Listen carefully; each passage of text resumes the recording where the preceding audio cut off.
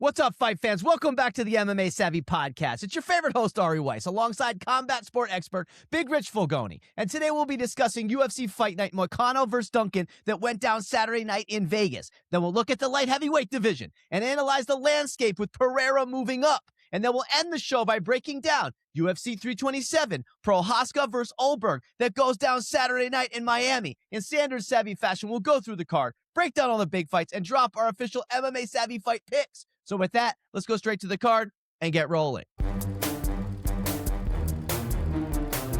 All right, Richie boy, before we get into this light heavyweight division analysis everybody's dying for, let's just break down Moicano versus Duncan. Give us your thoughts, baby. Well, I got to say, man, I think a lot of the MMA community was trashing this card, and I think rightfully so from, a high-level view. But, I mean, as we know, on any given night, these fighters are super talented, and you can get some absolute bangers, some great matchups, and that's what we ended up getting, right?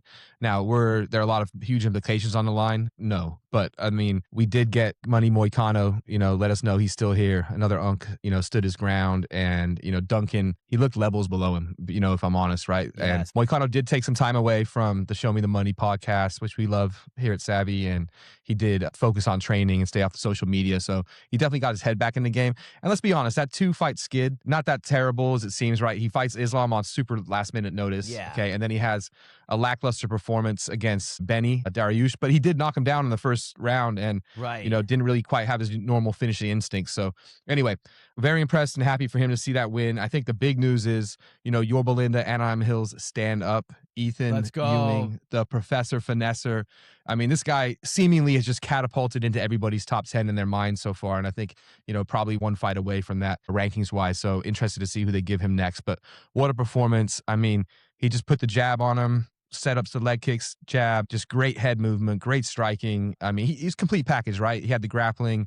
He just seemed levels ahead of his opponent, who was 14-0, right? And undefeated. So he took another O. That was awesome to see. And then also, Tommy Gun McMillan, right? Like, it was a wild fight. I think he didn't maybe show his best technique. We know he's a decorated wrestler, but man, he just came out and was like, I'm going to knock this guy out in the first round, and just went for the finish. And it was exciting, right? So it's going to be cool to see what they do with him next. He's definitely a fun new personality injected into the top ranks of the UFC soon, hopefully. I'm with you. My new bros are McMillan and Ewing, baby. Wally was already sold on McMillan, and I thought, honestly, it was a little bit wild for my taste. I don't know how sustainable that fighting style is going to be, because if he gets socked, he could go out. But I like him. I like his style. He's in O'Malley's camp, if you will. But Ewing, to me, was the big standout because that guy already, to me, is a player at bantamweight. I want to see a top 15 fight next. That's it. Book it now. He might be one of Wally's favorite new fighters. And then I got to give it up to your pick. You called Moicano. Nico and Wally blew it with Duncan. Great pick. And I've got to say, I was impressed by him because Duncan was on a 4-fight winning streak. He looked unbelievable against McKinney with that elbow. And I thought, man, he might just power right through kind of a sliding, aging Moicano. No, Moicano looked amazing. And boom, said, I'm number 10 in the world. Give me a bigger fight.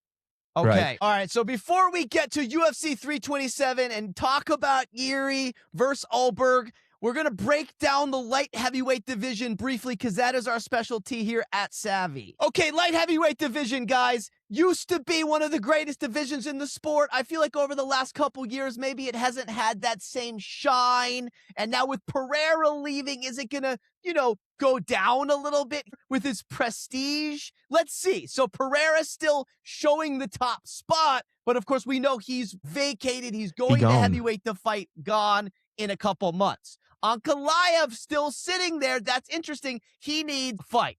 But then we got Jiri Prochazka for the title. That's happening next weekend, obviously. So this is really big. We'll have our analysis later in the show. We got Roundtree sitting there. So I don't totally hate Ankalaev Roundtree just to get those guys rolling. We have Blaydes already booked in the rematch against Guskov.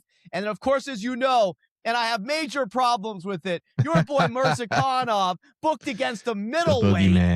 Now, listen, I know Costa is a big guy, and yeah, maybe he's sick of doing the weight cut. You know what I would have preferred here, Richie boy? Maybe not book Blaydes Guskov right away. Why not throw Guskov to Mirzakhanov? something like that, because Jan's basically a fight away from being retired, so it's sort of like a meaningless fight. Or Ozdemir just came off the big win. Why not Mirzakhanov Ozdemir? And I know sometimes it's the timing, and maybe he wasn't ready to fight so quickly, and Azamat needed the fight, and maybe Costa's saying he doesn't want to cut to middleweight anymore. It was a perfect storm, but I'm not happy about it. And then we got Reyes, of course, against my boy, Johnny Walker, the same night. So there's a lot of movement here. I think Kryalov's done. I do think Jacoby is on a 3-fight win streak. That's sort of my analysis. So it really comes down to what's going to happen with Jiri and Ulberg. Does Jiri take the belt back? And then what happens with Ankalaev and Roundtree and your boy Mirzakhanov, I think, are the big stories. What do you say to that? All right. Yes. Look, you kind of nailed it with that Blachowicz-Guskov rematch. Is kind of screwing things up a little bit, but there's still a lot of fresh matchups here. And yeah, there's some new blood in the division. I mean, look, you know how I feel about the boogeyman. I think he's going to make quick work and move up the rankings for another higher ranked opponent, a true divisional opponent. But yeah, I'm not mad at that. I'd like to see who Khalil's going to fight next, but you know, mainly all eyes on this weekend. Like, I just can't wait to see what the result is for this. I'm happy that Yuri's got another shot at the belt, and I think this card is just kind of stacked from top to bottom. So I'm super fired up for this numbered event in Miami. So speaking of that, baby, let's talk about it. UFC 327, Prochazka versus Ulberg was going to be maybe one of the cards of the year, but most people know we lost Van Tyra in the co-main. So let's just go through the card really quickly. You know, the new co-main, of course, is Costa Mirzakhanov. In case people haven't heard the news, Van Tyra has been moved to Newark under the Strickland Chimaev fight. So at least that's getting bolstered, where this is getting diminished slightly. So today we're going to give our picks on the main and the co-main, but let's just, you know, talk about the rest of the main card. So Swanson, Landwehr to start the night. Listen, this is more of just a fan fight here. They're just going to be throwing Swan bombs. song for Cub. Yeah. Yeah, it's going to be, you know, sort of just like a nice starter fight, if you will, because you know they're going to throw. Someone's probably going to go down, you know, so I don't care that much about it, but it'll be fun. Let me just say, though, I do like the fact that they're giving Cub a moment, right? We know he's retiring going into this fight. It has been nice to see the UFC celebrate some of these guys who have been great fighters for the promotion for a couple decades. So I'm happy about that. Yeah, they're doing a better job with that. Then you get Reyes Walker, number 10 in the world. We were just talking about it, versus Johnny Walker, number 12. Very pivotal, right? Because Reyes had been on the 3-fight win streak, lost. Walker shocked everybody and beat Zhang Mingyang, and now he's back in the running, baby. So I like this as a pivotal matchup to stay relevant. Then you get Blaydes, Hokic, which I know you're going to want to touch on. Blaydes, number 5 in the world, being very risky, because remember he fought Kuniev before, who was also unranked and almost lost, and now he's putting his number 5 on the line with Hokic. Quick words on this one, Richie? Yeah, I mean, look, Hokic's he's a polarizing character, to say the least. He's been taking some pages out of Uncle Chael's playbook as far as the trash talk and the smack talk, which I like. I do enjoy to a certain point. You can leave some of the misogynism and some of the racial comments out of it, but I do like someone who's going to get on the mic and provide some flair. Question is, like, can he do this, right? Can he jump all the way up and inject some new blood into the top 10, top 5 of the division, potentially, if they give him that ranking, right? If he ends up coming up victorious.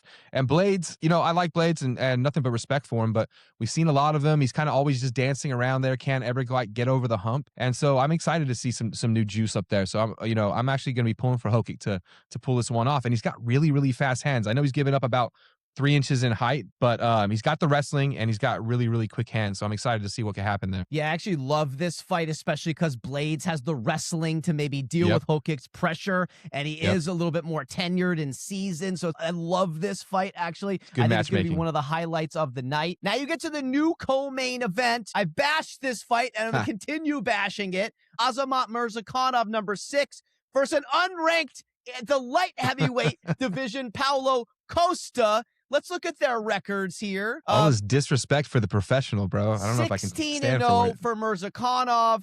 Paulo Costa now is 15-4. If we look at Mirzakhanov, just his last 3 fights, he KOs Menafield, he KOs Ribeiro, and then he KOs Rokic, and he looks like one of the scariest guys. Yes. He's undefeated. Nobody wants to touch him. But I do think Costa has a chance. If we look at Costa, he had that loss to Whitaker and then a very close split decision loss to Strickland, but then he resets himself against Kopylov, and I remember I called that fight, and I would just be happy if he had a high-stakes middleweight fight. I don't like this fight at all because it's a meaningless fight.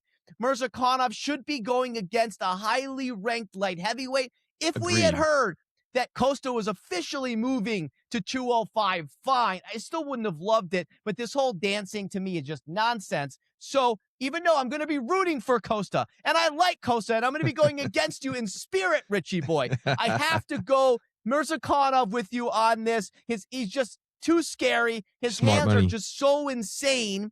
I do like Costa in the brawl here. Maybe it'll be the old Costa. It'll be close, but I just see Mirzakhanov being too powerful, too big in this weight class. And so Wally's official pick is Azamat. Who do you got, baby? Okay, you already know who I got, man.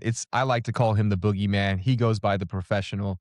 No one wants to fight this guy. I think that's why you're seeing him fight Paulo Costa and not someone else that's more highly ranked. Costa probably, let's be honest, he probably is going up. We're seeing a lot of these fighters as they transition to their early 30s. It's just too tough to make the lower weight class, and they're coming to terms with it. And they're kind of falling like dominoes in that respect, right? Everybody's kind of going, I'm going to jump up the next class. I'm going to feel better in my fights. My camps are going to be easier. My weight cuts are going to be easier. So, but with that said, Azamat is just, he's looking so dangerous. And I think the exciting thing about this fight specifically, or the funny thing I should say, is apparently Paulo Costa is really hated in Brazil by a lot of the locals. And so Brazil is actually rooting for Azamat to win this fight by knockout. Wow. So they're talking about building a statue for him in Brazil or something if he does this. So I'm all for them erecting the Azamat professional Mirzakhanov statue down in Brazil, baby. Let's go. Okay, main event, light heavyweight title of the world, Jiri Prochazka, number 2 technically at this point, and number 3, Carlos Ulberg.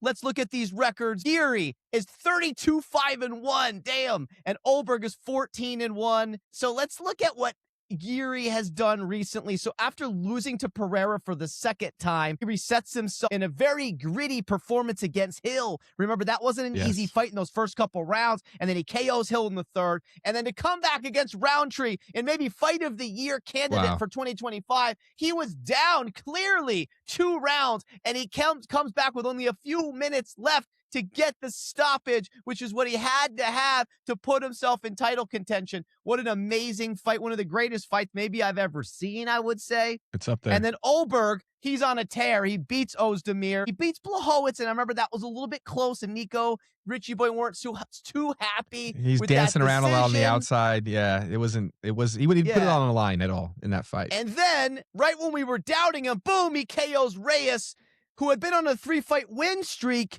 right in the first round, and put himself into this great position. So listen, my heart is with Jiri. I'm a big Jiri guy, but here's my issue. The way that he looked against Roundtree in those first couple rounds, he was jumping around like a crazy person. I think even my boy Paul Felder looked like it was just someone hitting the Mortal Kombat punch all stick, buttons. jumping around. He didn't look good. He couldn't deal with the straight, precise punches of a Roundtree. And even though, yes, it's a 5-round fight, Richie boy, and dealing with Jiri that long is going to be a trouble, but Ulberg is so technical. He's also long. He's powerful from the last fight, and he's going to go straight down the middle. And so even though I love Jiri, I'm touching Ulberg. I'm taking Ulberg, and I'm going against the Savvy crew while he's going out on the limb. I just feel like I didn't like what I saw from Jiri last time. Even though he did get the finish, he didn't look good. For 60% of that fight, Ulberg looks like a tactician. I say he does it maybe by decision, or maybe even a stoppage in the 3rd or the 4th round when Jiri just continues to get too wild. He's going to get clocked with the straight right. There's my pick. What do you say to that, Richie? All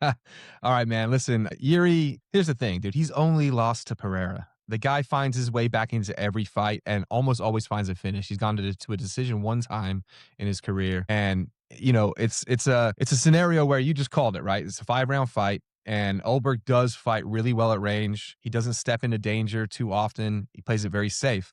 But if he does that with Jiri and he's just bouncing around like he was in a Blachowicz fight, he's not going to be able to do that for 5 rounds. He's going to get gassed, and Yuri's going to get in front of his face and turn it into a fight. I don't think it's going to take that long. I think this probably will sort of jump off in the 2nd or the 3rd round. I think, if it doesn't in the 1st. I think Yuri's going to be really aggressive. I think Ulberg's going to be forced to strike with him and counter. And could he counter and knock out Jiri early? Yeah, it's possible. But he's proved to be durable against pretty much everybody else not named Alex Pereira. And so I'm taking Jiri to win this fight, man. I think he's got the advantage. I think he's got the unorthodox striking. I think he's got the knockout knockout power. And I think it's just going to be tough for Ulberg. And I think he's going to be extremely aggressive in his fight. And it's not going to be like the Roundtree fight where he takes his time and look kind of confused early on. So let's go. Jiri, I think, and here's my other prediction. Jiri wins the fight. He goes backstage where his wife gives birth to their baby, and then he cuts the umbilical cord with a samurai sword in true Jiri fashion. I think he's going to fly back to Europe for that. I don't think she's is she still in Europe? With him. Okay. Well, it sounded good in theory. Yes, I like it. Okay, guys. And remember, for the rest of our main card picks Friday night on our Instagram, that's at MMA Savvy and at Richie Boy MMA. Make sure to go there for the rest of the main card picks. Okay, that's it for this week. Thank you for listening to the MMA Savvy Podcast, the world's top place for MMA content. If you love these weekly episodes, make sure to hit subscribe. And if you're a real MMA enthusiast, check out the old MMA Savvy videos on our page. You might see some UFC legends pop up, such as Nick Diaz, Ronda Rousey, and John Jones. The old channel has been revived, and we couldn't be more excited. So please subscribe, follow, comment, like, share, and blast on all of our social channels. We're blasting hard on the talk, we're heavy on the gram, and we're going crazy on the tube. That's at MMA Savvy and at Richie Boy MMA. And make sure to comment and challenge our takes if you have disagreements. We love the comments and interactions with the fans. So with that, stay savvy, fight fans.